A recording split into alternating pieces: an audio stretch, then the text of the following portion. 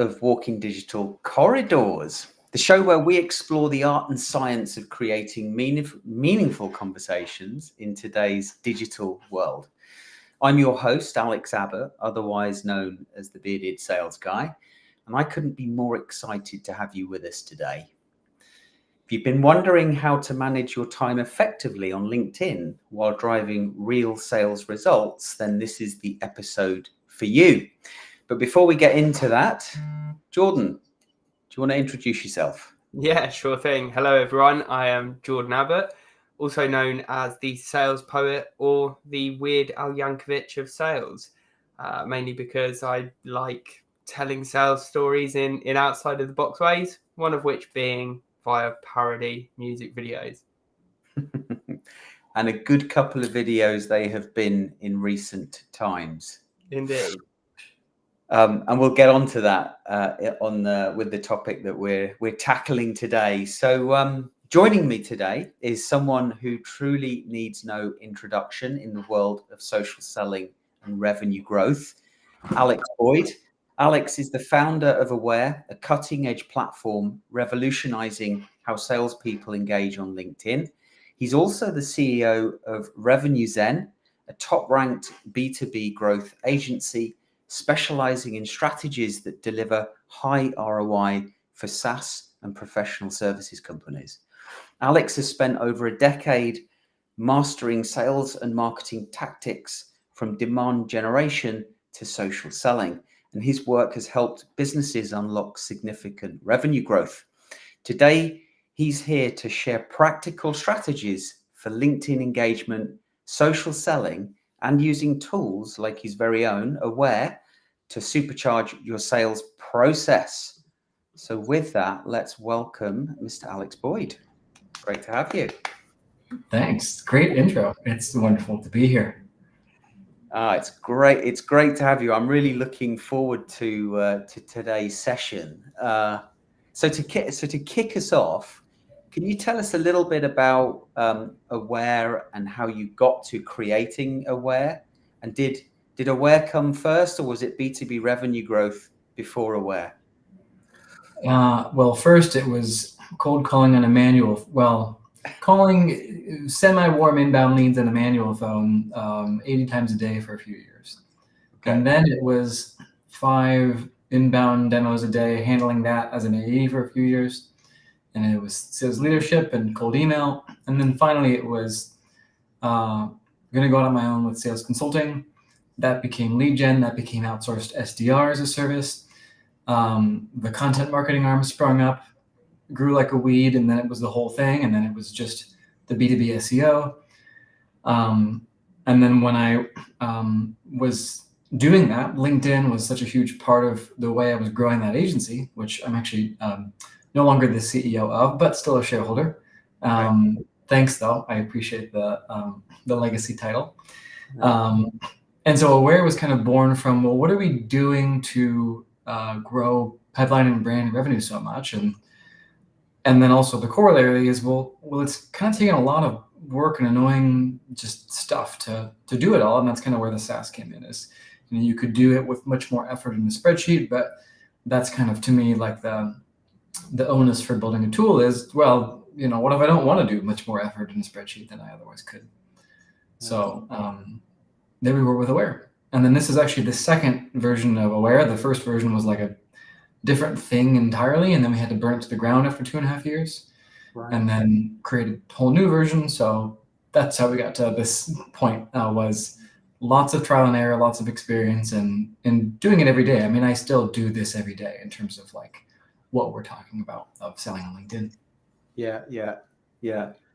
And maybe we can come to sort of what changed between version 1 and version 2 of Aware a bit later. But in terms of the journey that you've been on, it feels somewhat similar to the journey that both Jordan and I have been on. We're not quite there yet, though, in terms of where you are, but it certainly feels like we're playing in exactly the same playground. For a while, we've thought that the traditional sales and marketing funnel is broken. traditional being that sort of, you know, let's think about B2B sales and marketing as, you know, marketing being that, you know, content engine, create insight, drive awareness, drive engagement, and pour leads in the top of the funnel, which maybe worked between, I don't know, 2005, 2000 and, you know, to about 2015. Yeah. There we go. And then for 5 years or more, companies were twisting and turning to extract as much as they could out of that funnel, as you know, as they tried to make the top of the funnel wider, but the bottom of the funnel was just getting smaller and smaller.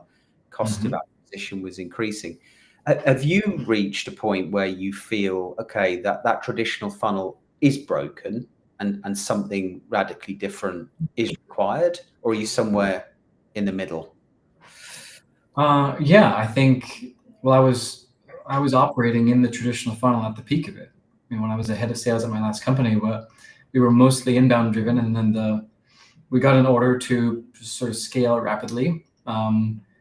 I mean, frankly, kind of what happened was the CEO requested I hire more salespeople than I thought the math justified. And so we needed some more stuff to give them. And so an SDR team was built, and we were not the earliest ones, but some of the earliest crop to really turn the crank up on high volume cold email at scale. Like this was when Apollo was still Zen Prospect. This is when Data Nice was one of the big players in the game, and they couldn't even give you that like point click download thing. And we were like, no. We need to give our team tens of thousands of leads per week without selecting each one by hand. And they were like, and then Apollo, then Zen Prospect was like, no, we can do that. And it was this whole revolutionary thing, right? This was 2015, right? So about 10 years ago. So yeah, we were sending tens of thousands of emails a month, and then it was creating 200 appointments a month, and then started to, you know, it was still working, but by 2019 or so, when I was like in the part of the outsource SDR business, started to get just less good, started to work less well. Now I'm an investor in an outbound agency that uses Clay and does really cool like signal-based like small batch campaigns. We're really smart about it, and they're doing really good work for themselves and their clients. But before, pretty much any monkey with a typewriter and a Apollo account could generate a bunch of appointments. And now this segment of people who can do that is much smaller because it takes that much more skill, technical and strategic, to break into an inbox and then have your message even be read, let alone acted on. So yeah, I never thought it was good. It used to kind of work. I just never liked it. I knew it was spammy, but I was just like, this is what I'm being asked to do. So I'm gonna figure it out. We did. Yeah. It was never the right way to do it in the true sense of that word. Yeah. So for those salespeople listening today, who are perhaps, some of which are those that you describe as highly skilled and can generate meetings with their target audience, but for most, I think they're struggling to do that, and they're stuck in this world of, well, I want to automate because I don't have the time to prospect, but the automation isn't delivering the number of conversations, the level of engagement that I need with my target audience, and so I'm kind of stuck in the middle. As we start to look at what you think salespeople should be considering in order to create more conversations with their target audience, what are some of the things that you can share with them?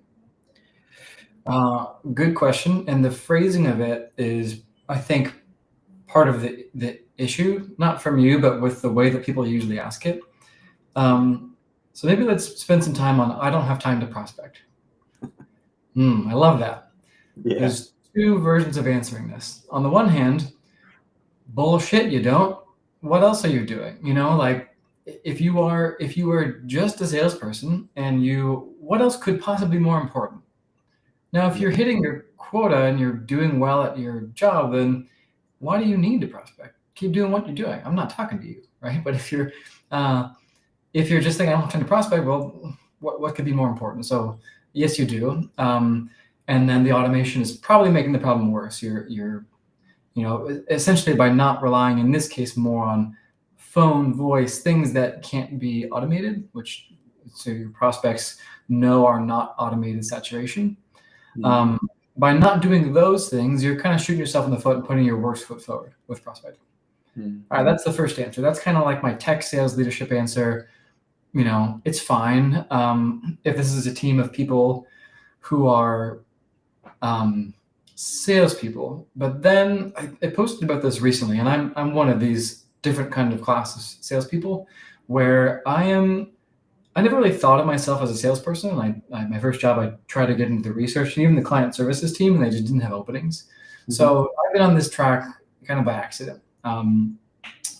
I think if you're in sales and you're not doing as well as you should, and you can't really see a way out of it, and you think the only answer is to automate more, I would suggest taking a few steps back and looking at your career as a business person. So if you are in, let's say you're selling, MarTech, fine. Pick anything it is, renewable energy, doesn't matter. Whatever the thing is that you're selling. Are you optimizing for sales skills, or do you have enough of those? Maybe you should optimize for industry skills. Should you simply build in the industry you are, rather than saying, I'm a sales rep, I'm going to sell whatever I need to sell? And the huge benefit of specializing in a subject matter, in an industry, in a customer base, with the people who are doing that, is you're now kind of a player in that industry. Whereas if you are simply a hired gun salesperson who's going to sell whatever you could sell, well, you have no business doing things like personal branding, LinkedIn, you going to trade shows, or just sort of your general knowledge level will never really go too high. And some people make the sell anything across all industries work for them. That's cool. But if you are a business person who happens to be currently in a sales role, now your career, let's say you're in MarTech, now you can go from speaker to entrepreneur to agency to seller to partnerships person, but you're staying within kind of MarTech marketing, blah, blah, blah. And then you meander your way out.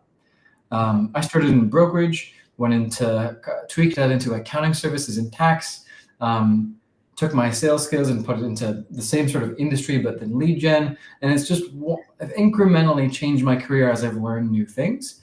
What that's allowed me to do, which I recommend to other salespeople, is to build a brand within an industry. And if you are only selling and just automating your prospecting, you have no business doing that. It's not going to work for you. So if you really don't have time to prospect because you're busy building a revenue generating valuable brand, the only way to do that and to justify that choice is to know what you're talking about in that industry. So are you a cybersecurity expert, or are you simply an AE at a company that happens to sell cybersecurity, and then you're sort of fly by night after that? And yes, if you have no industry expertise, maybe you're going to have to kind of figure it out and get clever with your automations and cross your fingers and hope for the best. But if you think that nobody else is going to do the work for you and you take matters into your own hands, then you need to stop being intellectually lazy. This is sounding harsh. Okay, just continuing with the harsh train of thought. Is if you're just not ready to do the mental work to learn what it is you're selling, just do it. Like, make the choice to commit to learning that, and then you can start feeling more authentic, doing things like building a LinkedIn presence, going on podcasts, so on and so forth. Because then it's worth doing. So you really have to unpack the I don't have time to prospect thing into, well, why? Is that true? Is that just an excuse, or is that actually true? Because I don't have time to prospect because I'm doing other things that are much more effective than prospect. But if you can't say that about your own career, then, well, you do have time to prospect, or you should learn to do what I'm doing. Those are your choices, basically. So it's a very common excuse, as you probably hear often. You probably have, it's like, well, I do think you have time to prospect. If not, what else are you going to be doing? And I hope there's a good answer to that. Yeah. And maybe, certainly from experienced salespeople that perhaps have felt at one point in their career they've graduated away from prospecting. I think the harsh truth of the world that we live in today is that even if you do have a volume of pipeline, because you're lucky enough to be in that position, then what we're talking about in terms of developing your personal brand and, quote unquote, social selling, I know that means different things to different people, it's still important to do that for stakeholder management, for example, if you're managing deals. But just kind of coming back to, what you were saying earlier, I think, Jordan, you've done a really good job at sort of, developing your brand as the sales poet within B2B sales industry. Can you relate to some of the things that Alex was saying there? Yeah, definitely. I think the thing that stood out was when you were talking about the passion piece, right? And there's a quote that I think we both love, Alex Abbott, that is, which was probably going to butcher it now. People don't care how much you know until they know how much you care. If what you're doing isn't something you genuinely care about, why should your prospects care? Right? If there's a larger issue at play, maybe you need to change industries or change organizations, right? Because at the end of the day, we spend a huge amount of our day working. Do you want to be doing it at a place where you're not really bought in? Okay, the paycheck may justify it in some cases, but it's that balancing act, right? Yeah, I think for some of the work that I'm doing, training others, to walk digital corridors, develop their personal brand, activate their network, create content that makes them stand out and look different, encourage their audience to walk towards them. That first step is that personal brand and identifying what you want to be known for. And there might be 3 to 5 topics that you can think of that are important to your personal brand. I encourage participants to, have maybe 2 or 3 of those as professional, but have at least 1 or 2 that are more personal, more aligned to your values and beliefs, so you can get a real sense of purpose from that, and then create content off the back of that is therefore then easier to do because you're doing it about topics that really mean something to you. Yeah, I think that's great. Do you ever? So I was training a couple hundred sales reps in September on site in Arlington, Virginia, and I wonder if you get the same excuse in your training work. I rarely do training anymore. So this is more rare, but I think it comes up often. They said it's cringy to be on LinkedIn. Not everyone. Some people said that. Yeah, got to lean into the cringe. Sure, that's one response, but is that commonly heard as well? Uncomfortable. I don't think I've heard the word cringy yet, but certainly, certainly there is a percentage of people that definitely feel uncomfortable. Actually, it's coming to mind now. There was one guy that was saying, I see my CEO taking selfies when he's out and about, and they get a ton of engagement. I can't bring myself to take a selfie. Mm-hmm. Eventually did, but I think if I'd asked him, does it make you feel cringy, he would have said yes. Yeah. I've been thinking about why that is, because we can't talk about we can't talk about personal branding or anything until we unpack why people think it's cringy. The same people who are happy who love kind of the absurd, weird, like TikTok style stuff. It's great. Like, I'll consume nut and butter TikTok, but it's not that much. And also it's if all you can be is ironic, I think there's something going on beneath the surface when you have that belief about money and success. Because if you can't bring yourself to take LinkedIn seriously, you're kind of saying, I don't want to draw attention to myself and the fact that I want some level of commercial success. Yeah. And I can't sell you away or do anything else until we figure out, well, why do you think that? And that's a broader conversation. But once you just sort of like you said, lean into it, it's just if I'm going to lean into the cringe, it's it's the recognition that it's a game and that you've just decided to play it and you stop caring what people think. But when you're so wrapped up in caring what people think because you're worried they might think you are taking your career seriously, when you say it out loud, it sounds kind of silly, but that's that inner dialogue they're going through. And you see people break free of that, and suddenly they're, doing well on LinkedIn and so forth. But it's because they made that inner decision to stop caring that people might think that they're taking the career seriously, which is like, what else are you going to do? Like not. So tread this weird middle line where you like kind of do only privately but don't, and you have all this weird feelings that you keep below the surface. It's not going to make for a great aligned career or one that makes too much money. So I think that's why people often think it's uncomfortable or cringy. Obviously, seeing your CEO taking a selfie. What else could possibly be going on inside you? Why else would you be annoyed by that behavior? Like obviously your CEO wants the company to grow. He's not doing it for the attention, probably. But that underlies a lot of these things.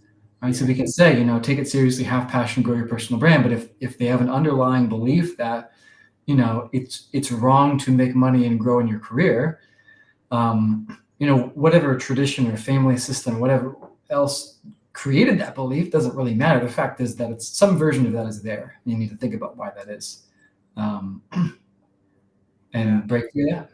It's an important, really important topic. Probably one that needs its own podcast discussion. Yeah. Because we typically see 20% of people that go through our program sitting in that bucket of, we would call it refusal, just not willing to do it for whatever reason. And, there could be something at play there that we just don't know why. It could be a whole host of things, right? That are quite personal and even private to that individual. Exactly. So thinking that you can help them come out of that to do social selling is probably not a battle worth having. It's not your business, literally. Yeah. And then there's the 60% in the middle, 20% at the top that just run with it, 60% in the middle that one way or another, with the right level of support, we can get them there. But let's switch gears a little here and get into some of the crux of Aware. I do want to sort of dig into Aware a little bit. There's many tools out there, and it's getting somewhat distracting with the number of tools, particularly the AI-based, AI-driven commenting tools. Yeah, you want every single week. What's your view on that first, and then secondly, perhaps we can then explore what sets Aware apart from some of the other tools out there. Well, it took me a long time to even agree to build AI commenting into Aware because I just thought it sucked so much. But there was enough requests for it that I had to make that same call I was talking about earlier, where I said, am I going to take my career seriously in this? And me saying, shake my fist and you shouldn't use AI for commenting. And it was like, but we have this much MRR that we could get if we just had it. And I was like, you know what? Fine. Do it. We'll build it. It's easy. Build it in an afternoon, pretty much. Launched it in there, and now it's there. But we don't lean on that. And we started as an engagement feed builder because, well, the main issue with, I think, social selling and so forth is that it becomes social media where you get wrapped into the scrolling and the distraction and all those things that aren't actually focused on selling and building your career, as we've been talking about. And so the kind of the capstone feature of Aware, apart from the analytics and the reporting, is this ability to build these custom and dynamic and targeted engagement feeds, which just sort of keep you on task, right? You load your 200 top active prospects into a list, and now you just have to use the Aware list. You don't have to look for them or find them or do 5 clicks each on some of the LinkedIn tools to get them. Just makes it easier to do things like that. Where we now have post scheduling, we now have CRM sync, a bunch of other stuff that's really useful. But the one we launched with is that kind of engagement feeds feature in the analytics. Okay, so let's talk about AI commenting. What's the point of commenting? And then what happens when you do an AI comment? Okay, so when I comment on somebody's post, a few things are happening. One, the post author is probably seeing it and then thinking something about me. We'll come back to that. The other people who view the post and comment on the post are also seeing that, and again, concluding something about me, the person who wrote the comment. And finally, the comment is showing up as its own entry in the feed, right? So like the post, Alex's comment on the post is a feed entry. It's a feed card. And then people are seeing that and looking at what I said on whose post, and they're making some sort of, hardwired kind of animal brain judgment about what Alex knows, what he's good at, who he knows, interesting, and what their relationship seems to be. None of that matters unless the people who are viewing this make some conclusion about me and what I said that leads to my business growing. So when you put AI in the mix, you stop that process from happening in its tracks. And so when you leave 1,000 comments with AI, you've had no effect or a slightly negative effect on tens of thousands of people 1,000 times. And that's worse than nothing. I'd rather have you say nothing at all. Yeah. There are some edge cases. Non-native English speakers who need to translate their comment into English or whatever language you're speaking, right? Like translation is a great use case for AI. Love it. You're really a terrible writer and you just need something to clean up your thoughts. Okay, fair as a crutch. Some sort of like keyboard typing disability, right? There's a lot of edge cases that make that really good. But just your average everyday person who does not want to think about the post and literally react to it themselves, that is a terrible use case for AI because you're just scaling neutral to bad. And if you're scaling an average -1% 1,000 times, that's going to add up, and you're going to reduce the quality of your personal brand because the goal is not to leave 1,000 comments and then revenue flows into your lap. What do you think is happening in the middle, right? You leave a bunch of comments, and then people think something about the person who wrote the comments and the post they were written on, and they think that person really understands my problems, or they can really help me with this problem I have. They seem to be an expert. They seem to know all the right people. There's all these conclusions they need to draw. And again, if you just use AI to blast out generic stuff, the vast majority of them, unless you're like lucky with the GPT that happens to work for you in some case, it's not going to do that. Some people say, well, what if I can train AI on, all of my relationships, everything I say, how I talk? Yeah, great. I mean, that gets around some of that. It still might make it awkward if someone references a comment you made in their post and you don't remember it. You don't remember what they said. It's that would be like scaling a snapshot of who you were and who you knew at one time rather than reflecting it authentically over time. So there's no version of AI commenting that really captures what you need it to do. It's at best 20% as good as a real comment, and at worst -5% as good as an actual comment. So the AI commenting tools are they're all bogus for that reason, and they go at the human desire to take shortcuts to avoid real work, which that's a thing. We want to go to the blueberries that are over there instead of the blueberries that are across the river. That's the AI commenting tool. It's real simple, and it doesn't work in this case. Right? It works in blueberries. It doesn't work in this case. So why they sell reasonably well. That's my rant on AI comments. I sell that as a feature. I just don't. I don't use it myself. I never use it myself. That's again that's the spicy take, but it's a very real take.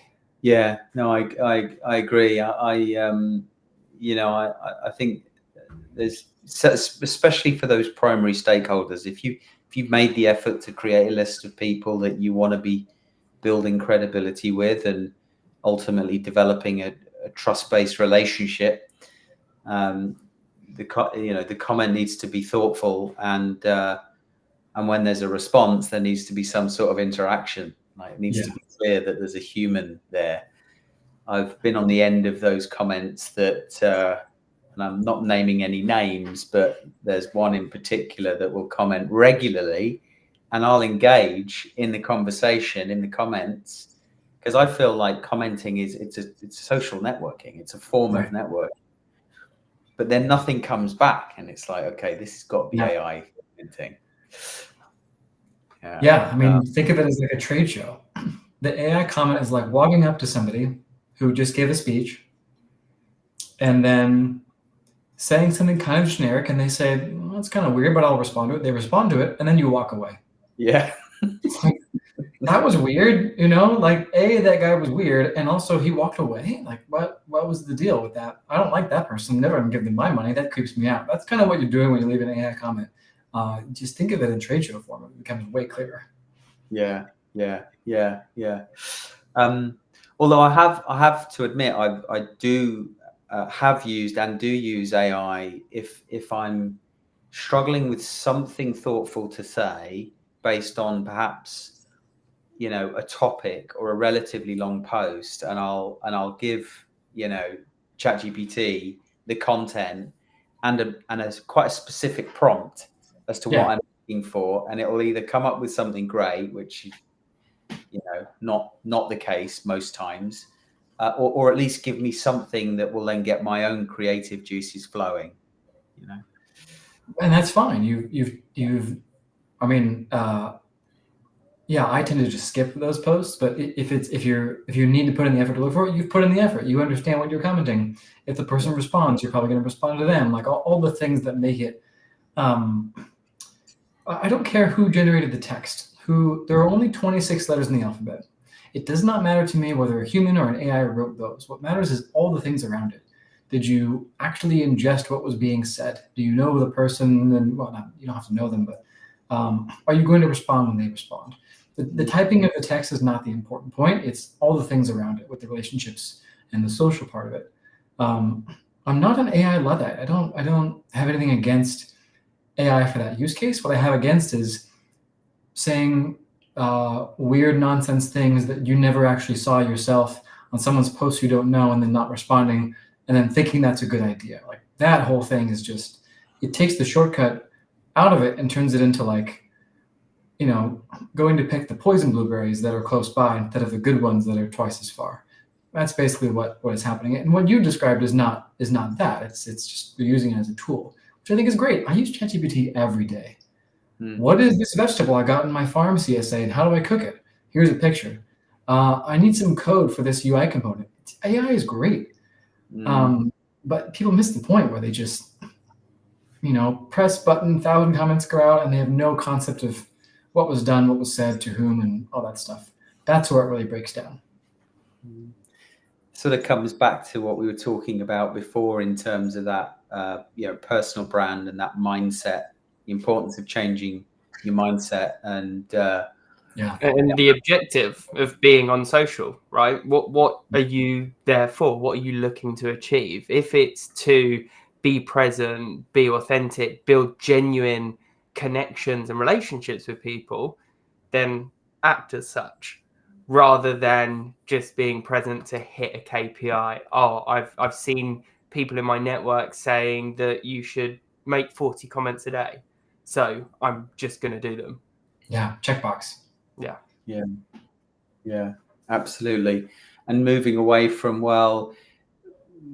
email and phone is about volume, activity and volume, whereas in-person networking is about preparing and that quality of conversation, which LinkedIn is more like that, right? How you behave on LinkedIn. In the middle, closer to that.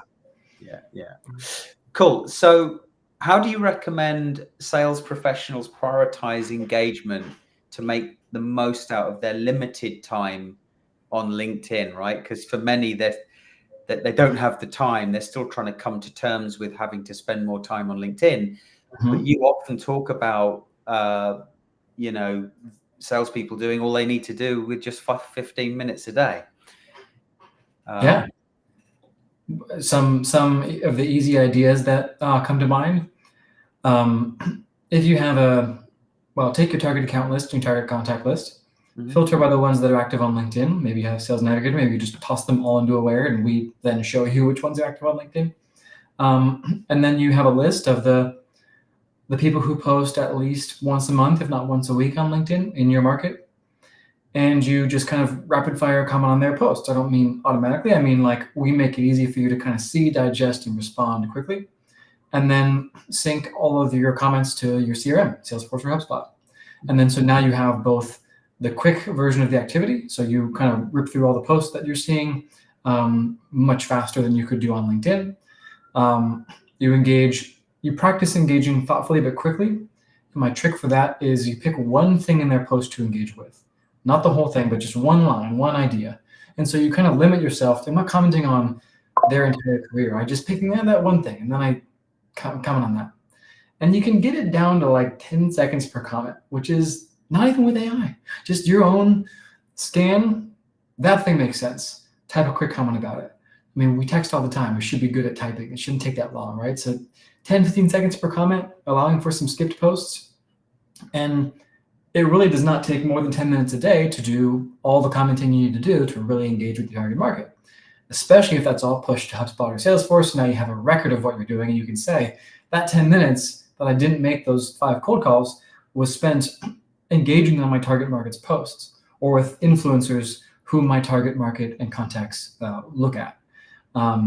So that's probably the easiest use case, is just load the people you want to talk to into an aware list and engage with them quickly right from there in that, 10 minutes. Maybe you arrive at work 10 minutes early, or if you're working at home, make yourself a cup of tea and you do your comments, and you reward yourself with 5 TikToks once you've done your comments. I don't know, figure out what you have to do, but it does not have to be a long time. And honestly, if it is taking you more than 20 minutes a day, something is probably going wrong.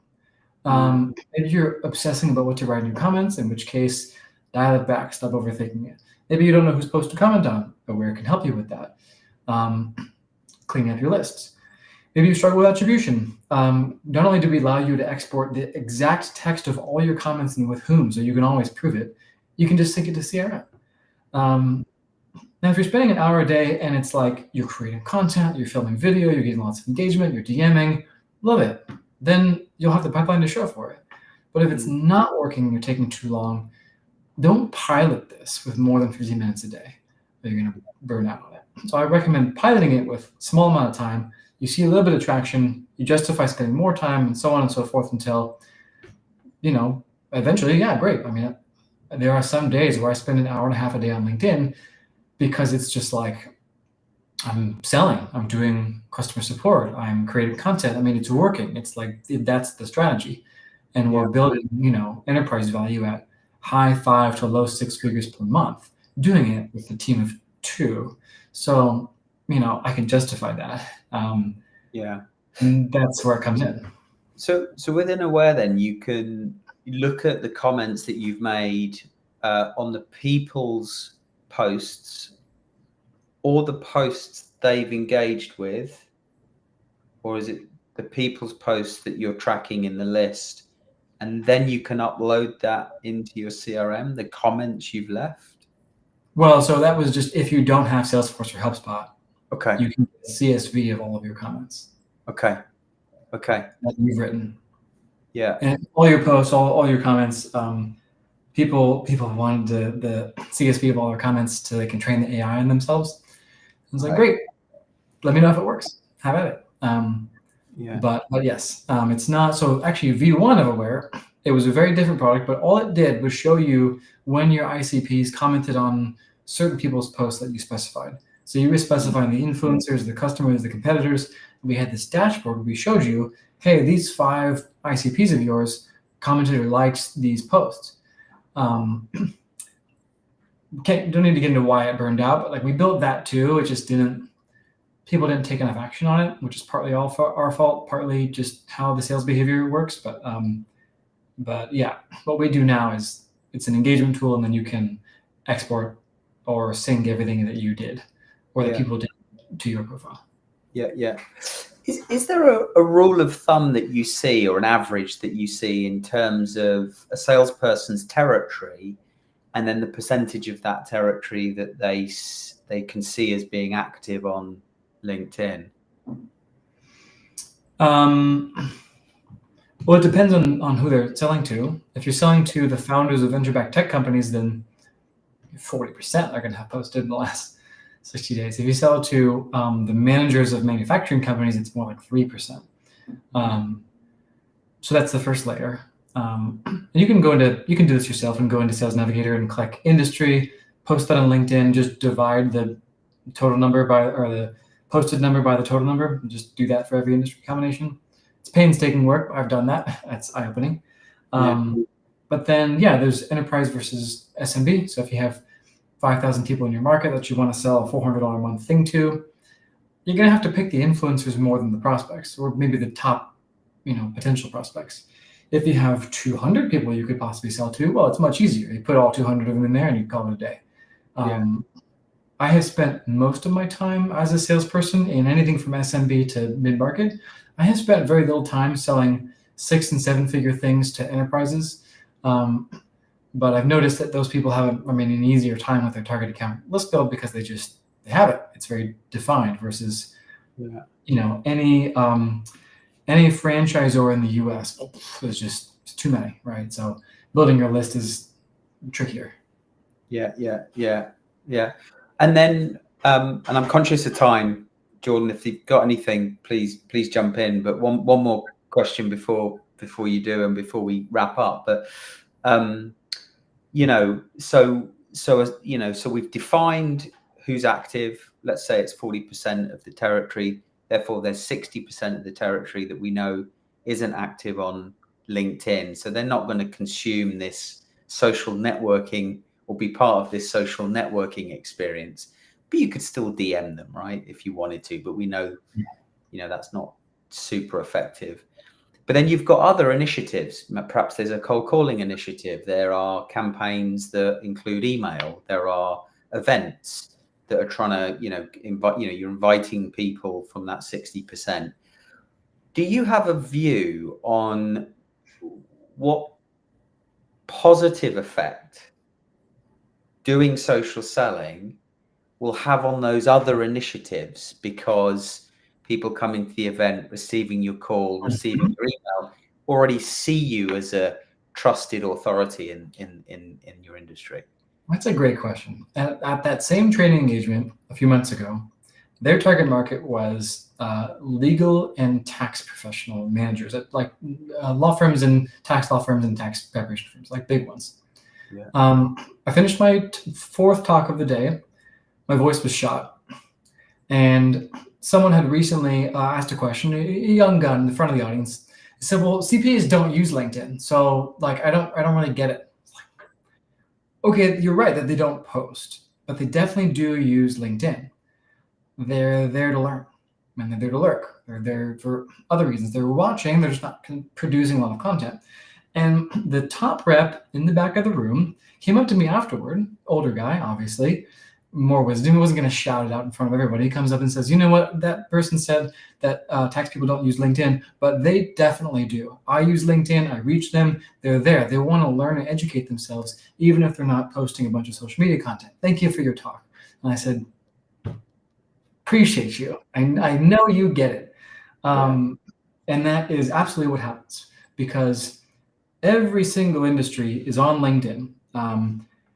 At least enough for you to make an impact. More tech people are on LinkedIn, but there are tons of lawyers who use LinkedIn.